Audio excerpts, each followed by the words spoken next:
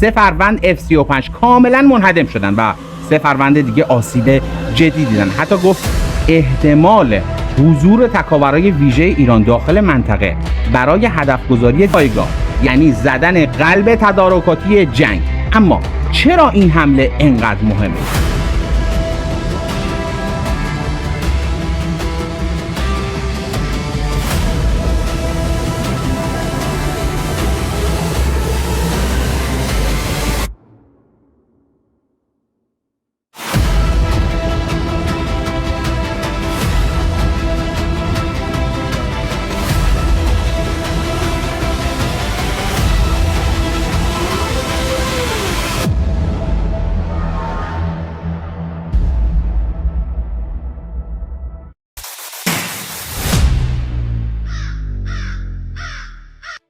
یک صبح توی دل صحرای شرقی اردن به پایگاه هوایی که آمریکایی‌ها روش حساب خیلی ویژه‌ای رو باز کرده بودن، صدای انفجار بسیار بزرگی پیچید. آسمون روشن شد و چند دقیقه بعد یه خبر مثل بمب توی رسانه‌های دنیا منفجر شد. 3 فروند F-35 یعنی پیشرفته ترین جنگنده نامری آمریکا توی پناهگاهشون منهدم شدن. 3 فروند دیگهشون هم آسیب خیلی جدی دیدن. اما این خبر رو کی اعلام کرد؟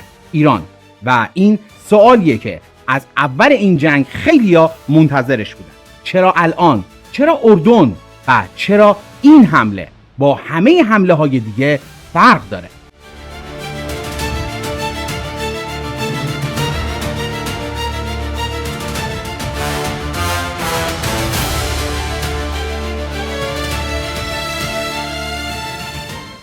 درود بر شما. اینجا زاغ مدیاست و من هم جلال هستم. همراه من بمونید چون این ماجرا فقط یک خبر نظامی نیست، یک پیام سیاسیه، یک پیام قدرته، یک پیامیه که داره به کل معادله خاورمیانه شکل جدید میده. این رو هم طبق معمول بهتون بگم، اگر هنوز کانال ما رو سابسکرایب نکردید این کار رو انجام بدین، دکمه زنگوله رو هم بزنین تا از ویدیوهای آینده ما باخبر بشین. اگر هم دوست داشتید میتونید این ویدیو رو لایک بکنید چون به ما کمک میکنه. برای اینکه بفهمیم این حمله چقدر بزرگه باید برگردیم عقب. اواخر فوریه 2026 آمریکا و اسرائیل یک عملیات هماهنگ رو علیه ایران کلید زدن. اسمش هم گذاشتن عملیات خشم حماسی.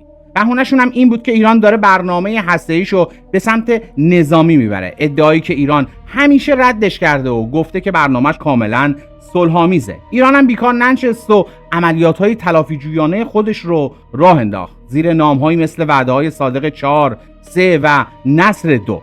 از همون بهمن و اسفند آمریکایی‌ها یه حرکت عجیب انجام دادن. 10 فروند جنگنده از جمله F-35، F-15 و A-10 رو بردن توی پایگاهی توی اردن به اسم موفقت سلطی، همون جایی که ایرانیا بهش میگن الازرق. و این پایگاه فقط یک پایگاه معمولی نبود. تصاویر ماهواره‌ای که نیویورک تایمز منتشر کرد نشون میداد بیش از 60 فروند جنگنده اونجا پارک شده، 3 برابر حالت عادی. این پایگاه فاصله خیلی کمی هم با اسرائیل داره و میتونه به عنوان سکوی پرش برای عملیات‌های علیه ایران به صورت مشترک آمریکا و اسرائیل ازشون استفاده بکنن. یعنی این فقط یه پایگاه پشتیبانی نبود، یه ستون فقرات عملیاتی برای کل جنگ بود. حالا سوال اینه چرا تا اون لحظه ایران هیچ وقت مستقیم این پایگاه رو هدف قرار نداده بود؟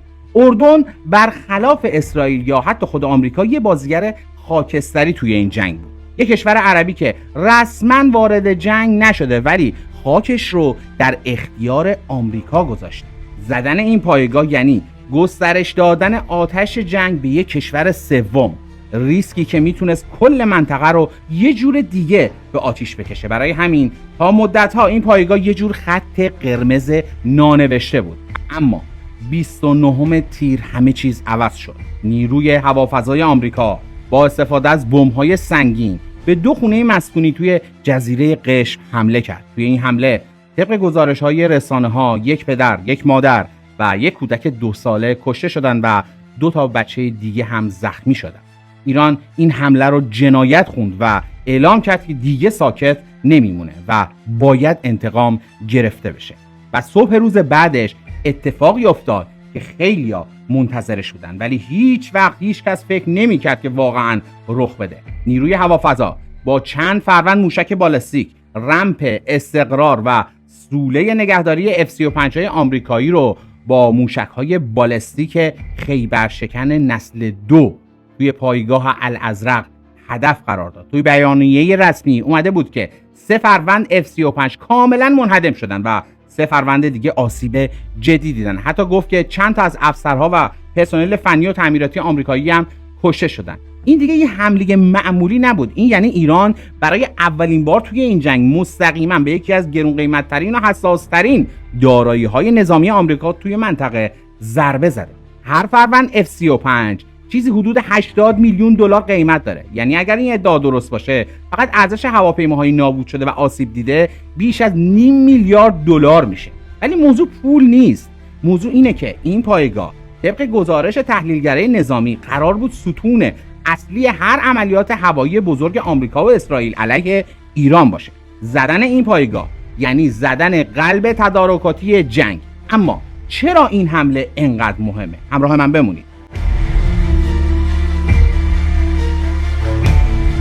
یه لحظه بیایید با هم فکر کنیم. F-35 یعنی چی؟ یعنی جنگنده رادارگریز، یعنی نسل 5، یعنی هواپیمایی که قراره از رادار دشمن قایم بشه و بدون اینکه دیده بشه ضربه بزنه. این هواپیما نماد برتری هوایی آمریکا تو کل دنیاست. حالا اگر یک کشور بتونه با موشک بالستیک دقیقاً همون سوله و رمپی که این هواپیماها توش پارک شدن رو هدف قرار بده، این یعنی یه پیام روشن. هیچ پایگاهی، حتی پیشرفته ترین هاشون دیگه هم امن نیست. یعنی سامانه های دفاع هوایی چند لایه‌ای که آمریکایی‌ها و اردنیا اینقدر روش سرمایه گذاری کرده بودن در برابر دقت موشک‌های ایرانی شکاف پیدا کرده. حالا بیاین ببینیم خود تحلیلگرای غربی درباره این حمله چی میگن. خیلی اینجا جالب میشه. پژوهشگر مهمان مؤسسه آلمانی امور بین‌الملل و امنیت SWP توی تحلیلش نوشت که این حمله بیش از این که یه انتقام ساده باشه، یه پیام هشدار حساب شده به آمریکاست. پیامی که میگه واشنگتن وارد یک کارزار نظامی تازه علیه ایران نشه. از نگاه اون ایران داره نشون میده که دیگه منتظر نمیمونه تا ضربه بخوره، بلکه حاضر پیش‌دستی هم بکنه.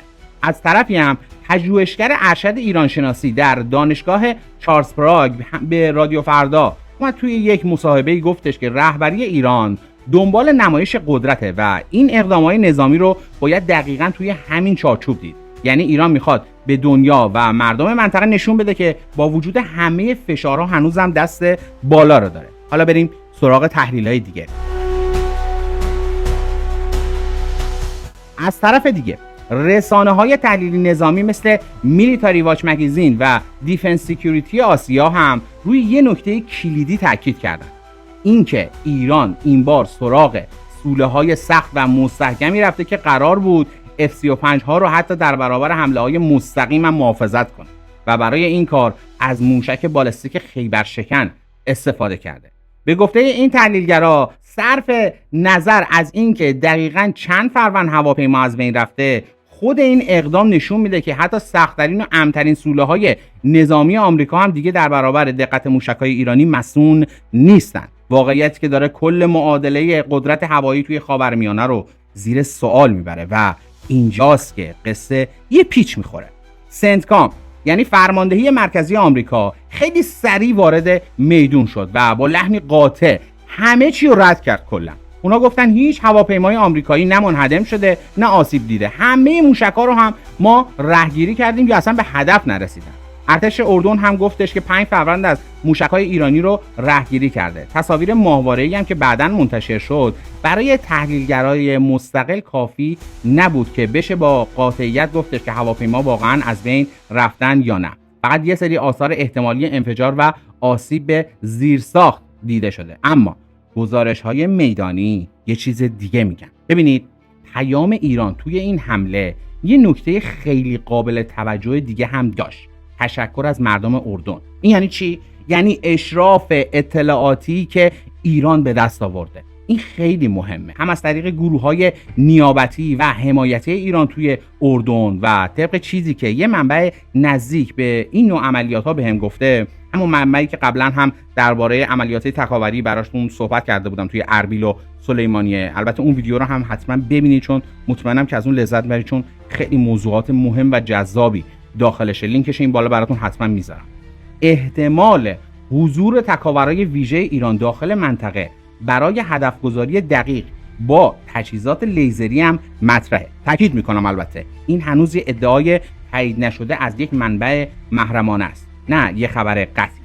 ولی از این منبع یه نکته خیلی جالب دیگه هم شنیدم که ارزششو داره اینجا باهاتون در میون بذارم و بهتون بگم. طبق گفته ایشون این جور حمله نیاز به یه زمانبندی بسیار دقیق داره.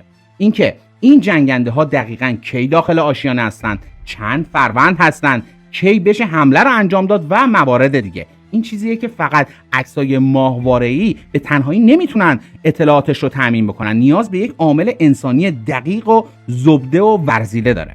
خب الان باید چیکار کنیم؟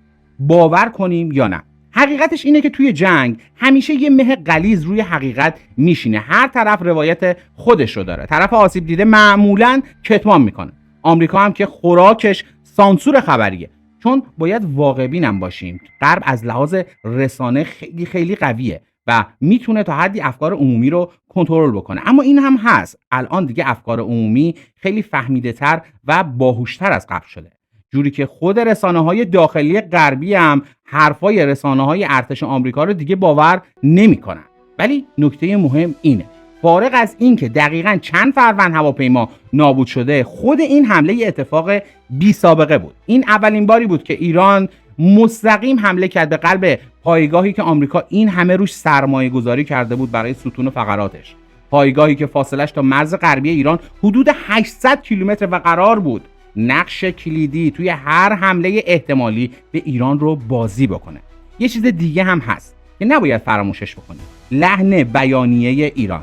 اونا مستقیم خطاب به مردم اردن حرف زدن، از سرزمین اسلامی اردن حرف زدن که باید از شر اشغالگرای آمریکایی آزاد بشه و گفتن که مبارزهشون تا اخراج آخرین اشغالگر آمریکایی از سرزمین‌های اسلامی ادامه داره. یعنی ایران داره این حمله رو فقط یه اقدام نظامی نمیبینه، داره اون رو یه پیام سیاسی و ایدئولوژیک هم میکنه، مستقیم به افکار عمومی منطقه.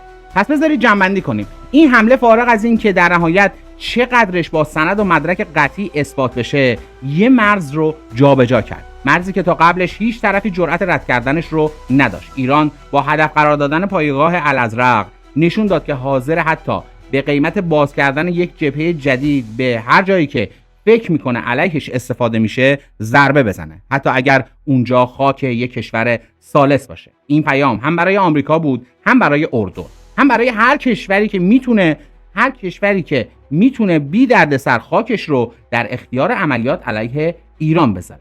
حالا باید دید این ماجرا به کجا میرسه. آیا آمریکا با یه پاسخ سنگین‌تر جواب میده یا توی همین مذاکرات و اتفاقایی که الان داره میفته، از کمبود موشک‌های رهگیر آمریکا گرفته تا مشکلاتی که خود ترامپ و کابینش دارن، اتفاقای دیگه میفته یا شاید هم مثلا توافق صورت میگیره؟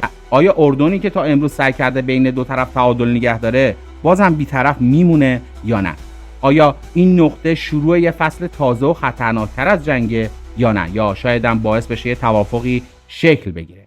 اینا سوالاتیه که جوابشون فقط روزهای آینده میتونه برای ما روشن بکنه. ولی یه چیز اینجا مشخصه، بعد از این حمله دیگه هیچ پایگاهی توی منطقه خودش رو 100% ایمن حس نمیکنه و این شاید مهمترین دستاورد این عملیات باشه، فارغ از هر عدد و رقمی که توی بیانیه‌ها اعلام میشه. اما نظر شما چیه؟ به نظرتون این حمله و آسیب‌ها واقعیت داره یا نه؟ و به نظرتون اردن وارد این جبهه جدید جنگ میشه یا نه؟ حتما برای من بنویسید نظرتون رو. و از همه مهمتر، تکرار میکنم، از همه مهمتر برای ما اینه که آیا شما از این ویدیو لذت بردید یا نه؟ و اگر میخواین تحلیل ها و گونه جنبندی ها رو توی ویدیوهای آینده ما ببینید، حتما اینجا برای من بنویسید. و در آخر هم امیدوارم که از این ویدیو لذت برده باشین و من تونسته باشم نظر شما رو جلب کنم. اگر هم دوست داشتید میتونید این ویدیو رو برای بقیه دوستانتون هم اشتراک گذاری کنید تا اطلاع رسانی ما هم بهتر بشه. اینجا کانال زاغ مدیاست و من هم مخلص شما جلال هستم.